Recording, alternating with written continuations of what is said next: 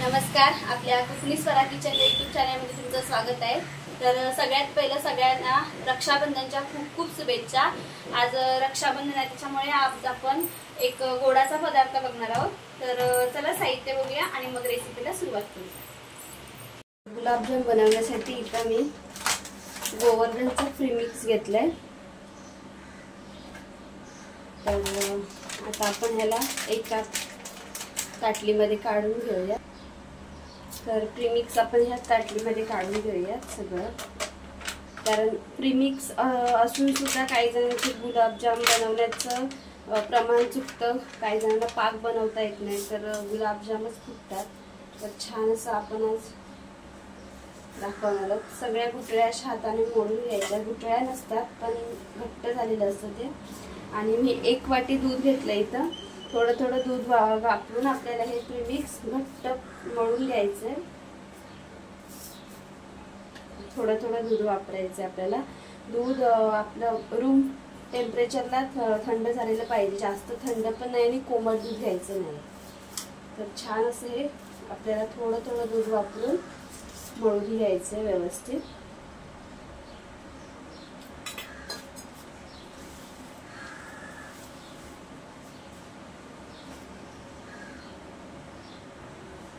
छान असं आपलं पीठ गुलाबजामचं प्रीमिक्स भिजवून झाले दुधामध्ये। मला अर्धी वाटी दूध लागलं, बघू शकता तुम्ही, अर्धी वाटी दूध उरलंय। तर आता आपण ह्याला छान मळून घेतलंय। 10 मिनिटासाठी ह्याला झाकून ठेवायचंय आणि तोपर्यंत आपण पाकाचं प्रमाण आणि पाक बनवायला घेऊया।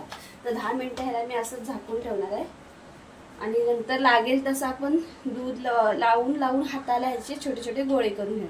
तर ह्याला मी झाकून ठेवते। तर पाक बनवण्यासाठी मी एका मोठ्या पातेल्यामध्ये 7.5 मिली पाणी किंवा 600 मिली पाणी घ्यायचं आहे आपल्याला। 600 मिली पाणी घेतलंय मोजून अगदी मापाने। आणि ह्या वाटीने मी 2.5 वाटी साखर घेतली आहे, म्हणजे अर्धा किलोपेक्षा थोडीशी जास्त साखर आपल्याला घ्यायची आहे। 2.5 वाटी जास्त साखर घेतली आहे। आणि आता आपण ह्याच्यामध्ये वेलची पावडर घालणार आहोत। तुमच्याकडे जर अख्खी वेलची असेल तर ती 4 ते 5 वेलच्या ह्याच्यामध्ये सालं काढून सालासहित घालायचे। आता आपण पाक करायला ठेवूया। छान अशी साखर वगैरे वितळवून घ्यायची याच्या पाण्यामध्ये। आणि गॅस मीडियम करून 5 मिनिट ह्याला आपण छान उकळी काढून घ्यायची। आधी उकळी आल्याशिवाय ह्याला गॅस मीडियम करायचं नाही। तर 5 मिनिटं झालेली आहेत, आपण पाक बनवायला ठेवला। तर इथे आपण गोळे सुद्धा करायला घेऊया। एकदा मी साखर हलवून घेणार आहे। तुमच्याकडे केशर अवेलेबल असेल तर तुम्ही केशर घालू शकता याच्यामध्ये। तर पाक होतोय तोपर्यंत आपण गोळे तयार करूया। तर हे बघा, थोडं थोडं पीठ घेऊन आपल्याला अशा पद्धतीने छोटे छोटे गोळे करून घ्यायचे, एवढ्या आकाराचे। 50 ते 55 छान असे गोळ्याचे रेडी होतात। व्यवस्थित मळून घेतले की त्यांना तडे सुद्धा जात नाही। छान असं अलगदपणे हातावरती त्याला फिरवून घ्यायचं। हे बघू शकता, लगेच आणि अगदी अलगद पटकन होत आहेत, जास्त वेळ सुद्धा लागत नाहीये। जास्त मोठे घेतले की ते पाकामध्ये टाकल्यानंतर खूप मोठे होतात, म्हणून एकदम छोटे सुद्धा नाहीत आणि एकदम मोठे मीडियम साईजचे गोळे करायचे आपल्याला, म्हणजे दिसायला सुद्धा सगळे समप्रमाणात दिसतात। तर हे बघू शकता किती पटपट अगदी होत आहे। फक्त पीठ छान भिजलं गेलं पाहिजे। पीठ भिजवून 10 मिनिटासाठी मुरत ठेवायचं। मी 5 ते 10 मिनिटासाठी मुरत ठेवलं होतं। हे बघा, छान अगदी पटपट गोळे होत आहेत।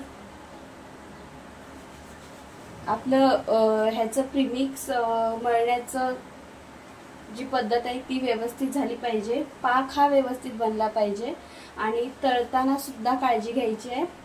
लो टू मीडियम वरती ह्याला आपण तळून घ्यायचंय। एकदम गॅस मोठा नाही करायचा आहे, मग ते एका बाजूने करपतात आणि एका बाजूने त्यांचा कलर वेगळा होतो.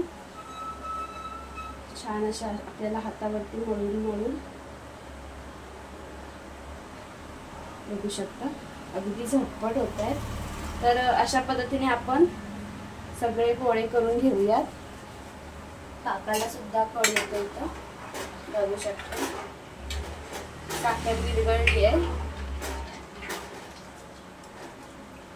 उकळी आली की आपल्याला 5 ते 7 मिनिटासाठी याला लो टू मीडियम गॅसवरती छान उकळून घ्यायचंय.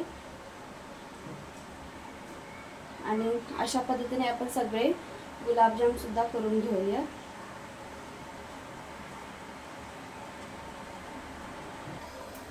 तर इथे बघा सगळे गोळे आपण रेडी झालेत तयार करून.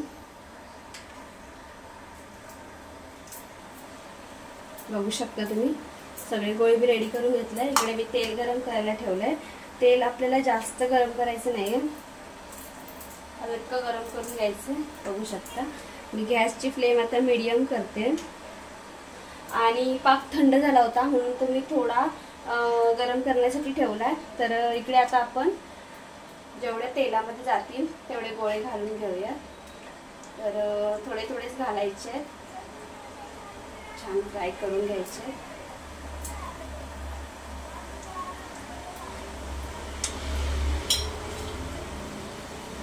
तर मी थोडेसे गोळे आधी तेलामध्ये सोडले आणि त्याला अलगद हाताने छान असं हलवून घ्यायचंय, म्हणजे ते व्यवस्थित पूर्ण सगळ्या साईडने छान असे गोल्डन ब्राऊन कलरवर होतात. नाहीतर मग एका बाजूला तळले जातात तर एका बाजूला त्यांचा कलर वेगळा येतो. तर आपल्याला छान असे व्यवस्थित तेलामध्ये, गॅस मोठा करायचा नाहीये आणि आपल्याला हे छान मीडियम गॅसवरती त्यांचा ब्राऊन कलर होईपर्यंत फ्राय करायचे. तर पाक सुद्धा गरम होतोय तिकडे. छान असे आपल्याला फ्राय करून घ्यायचे.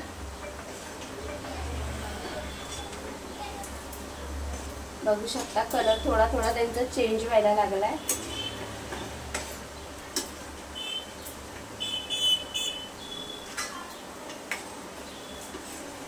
चारी साईडने छान आपल्याला तेलामध्ये फ्राय करून घ्यायचं.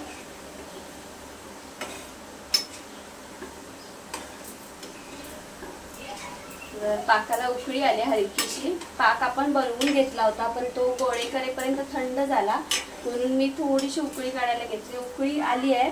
आता इथं मी गॅस बंद करणार आहे, कारण आपल्याला जास्त वेळ उकळी काढत ठेवली तर तो पाक घट्ट होतो.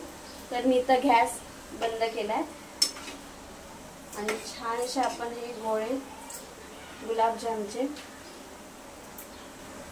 तर बघू शकता छान असे गुलाबजामुन तळले गेलेत. आता आपण ह्याला तेलामधून काढून घेऊया.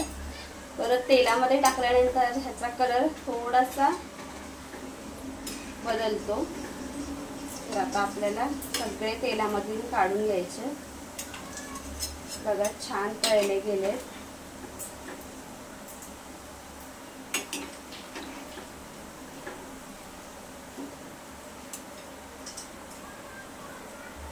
अशीच आपण आता पाकामध्ये घालून घेणार आहोत, म्हणजे छान पाक मुरला जातो.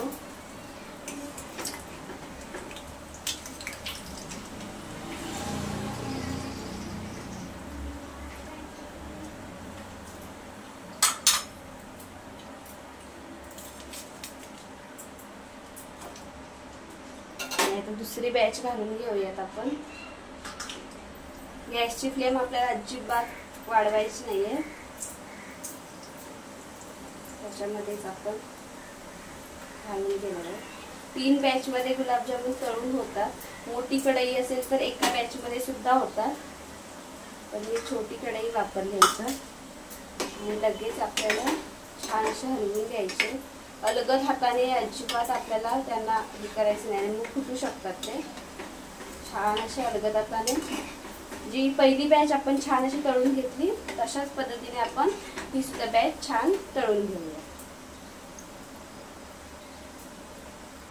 तर सगळे गुलाबजामुन तेलामधून तळून झालेले आहेत, बघू शकता छान फुगून सुद्धा आले। तर आता आपण ह्याला थंड करून फ्रीज मध्ये सेट होण्यासाठी ठेवूया आणि मग आपण ह्याला छान असं सर्व करून घेऊया।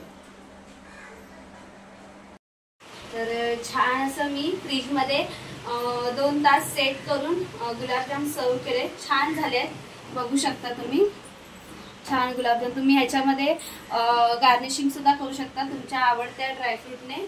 तर तुम्हाला आजचा गुलाबजामचा व्हिडिओ कसा वाटला हे नक्की कमेंट मध्ये सांगा। व्हिडिओ आवडल्यास व्हिडिओ लाईक करा, शेअर करा, चॅनलला सबस्क्राईब करा आणि बेल आयकॉन दाबायला विसरू नका। थँक्यू।